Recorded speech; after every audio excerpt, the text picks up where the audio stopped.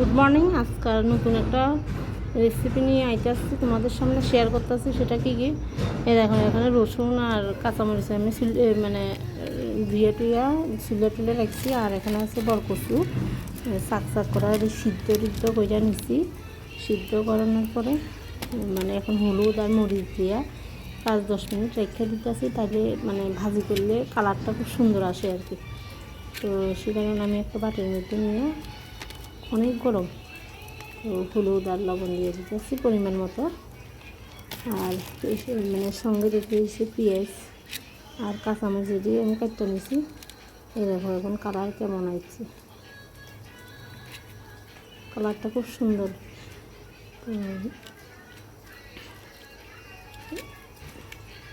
ভালোভাবে এখানে হলুদ টুলুদ লাগছে না, তো আমি লাগাই আসলে মিক্সড করে রাখতেছি।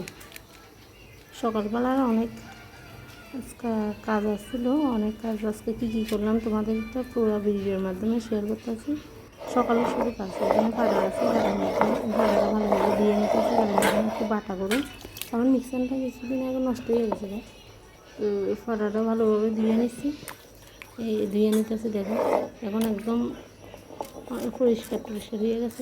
আমি হাত দিয়ে জল নিয়েছি বাটির মধ্যে, তো মানে ময়লা টয়লাটি পরিষ্কার করে নিয়ে, কারণ এখন আমি বাটা করুন। দেখো আমরা ফাটাটা কিন্তু খুব মিষ্টি আছে, মানে এখানে বাড়তে সুবিধা হয় আর কি। অন্য ফাটা যেমন আমার বাপের বাড়িতে ফাটাটা একটু মানে ভুতা টাইপের আর কি। তো এখানে রসুন নিছি, যেটা আমি শাক করুম আর কি। রসুন আর কাঁচামরিচ নিছি, আর একটা আদার টুকরা আসলো, এটা আমি মিক্সড করে নিয়ে নেব। তো সেটাও আমি এখানে দিছি, এই যে আদার টুকরাটা। তো এক হাতে বাইতেছি, তারপরে একটু ক্যামেরাটা অফ করে আমি বাটাটা কমপ্লিট করে তোমাদেরকে আবার শেয়ার করতেছি। এই দেখো এখন বাটাটা মানে পুরো বাটতে হইতো না, যেহেতু আমি ভর্তা করতাম না। যেহেতু আমি এখানে রান্না করুন হচ্ছে মানে বরকচু যেটি আছে, ডুগারি আছে, আমি সিদ্ধ করে এটা দিয়ে আমি করব। আর কিছু ডিম সিদ্ধ করছি, তো ডিম সিদ্ধ করছি। ডিমের এই কালারটা মানে কালো কালো কালারটা, এটা কিন্তু আমি কচুর মধ্যে যে সিদ্ধ দিছি এই কারণে কালারটা, তোমরা ভাববে না যে কালি লেগে গেছে। তো আমি যেহেতু এটা মানে গুঁড়া সিদ্ধ করুন, তাহলে হালকা একটু কাটতে নিয়েছি ডিমগুলো। আর একটা ডিম তো মানে কী করতাম, এটার অবস্থা খুব খারাপ, চুলে গেছিলো। আর আমি কী আয়োজন করছি এখানে আমি পেঁয়াজ মানে পেঁয়াজের সাথে পেঁয়াজগুলো তো রাখছি সঙ্গে। আর এখানে এই যে এটা সিদ্ধ ডিমগুলো তো মানে আমি পরিমাণ মতো লবণ আর হলুদ দিয়ে দিতেছি, কারণ এটা একটু ভাজি করতে লাগবে রান্না করতে গেলে ভালো। কারণ আমি ডিম পেঁয়াজি করি, ডিম পেঁয়াজি করতে গেলে তো এগুলো আমি ভালোভাবে মিক্সড করে নিচ্ছি। কারণ সকালবেলা একটু ঠান্ডা ভাত আসলে তো ভাবতেছি পেঁয়াজি দিয়ে খাই না। আর একটা ম্যাগি আছে, ম্যাগিটা আমি রান্না করুন। তো এখানে পেঁয়াজ, তারপরে এখানে পরিমাণ মতো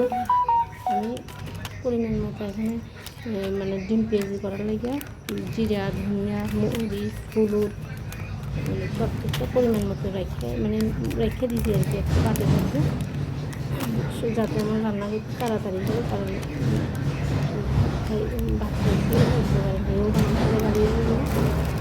সব কিছু দিয়ে রেখে দিচ্ছি। আর বাটাও করছি না, বাটাটা করলে খুব মানে ভালো লাগে আর কি। টাইম যেহেতু না কম, মানে এখন আমি ডিম পেঁয়াজের লেগে এই দুইটা রেসিপি একটা জায়গা করলাম। আর এখানে যে কচুটা সিদ্ধ করছি, কচুটা মানে জল গাইলে আমি একটা বাটির মধ্যে নিয়ে হলুদ পরিমাণ মতো হলুদ আর লবণ দিয়ে দিতেছি। লবণ দিয়ে মিক্সড করে রাখুন যে এখন তাড়াতাড়ি হইব। তো আমি হলুদটা দিয়ে এসে চামিচ দিয়ে লাগা দিতেছি, আর একটু লবণ দিতেছি। এই লবণটা পরিমাণ মতো লবণ দিতেছি। তো দিয়ে আসলে ভালোভাবে মিক্সড করে রেখে দিতেছি, কারণ প্রত্যেকটা জিনিস আলাদা আলাদা, এই যে বাটাটাও আলাদা আলাদাভাবে আমি রেখেছি, যাতে রান্না করতে গিয়ে অনেকটা আমার কাছে মানে রান্না করার জায়গার মধ্যে রেখে দিতেছি, যাতে কোনো রান্না করতে আমার তাড়াতাড়ি হয়। তো ওই এখানে 2-3টে কাঁচামরিচ আছে, 3টে কাঁচামরিচ আমি এখানে গোটা দিয়ে দিতেছি। মাঝখান দিয়ে ফাল্লাও করছি না, গোটা দিয়ে দিতেছি, কারণ প্রত্যেকটা তো বাটা আমি করে লাগছি, 3টা গোটা দিয়ে দিছি। তো এখানে রান্না করছি ম্যাগি, এখন আমরা ম্যাগি খামো। তারপরে ম্যাগি খাওয়ার পরে আর এখানে যত আয়োজন আছে আমি সবটি ডাইনিং টেবিলের মধ্যে সাজায় রাখছি। ম্যাগি এখন এই যে এটা হচ্ছে ডিম পেঁয়াজি করলাম, আর এই যে কচুটা ভাজি করছি। কচু ভাজিতে কালারটা দেখো জাস্ট অসাধারণ। তো আর ফিরে গেছে না।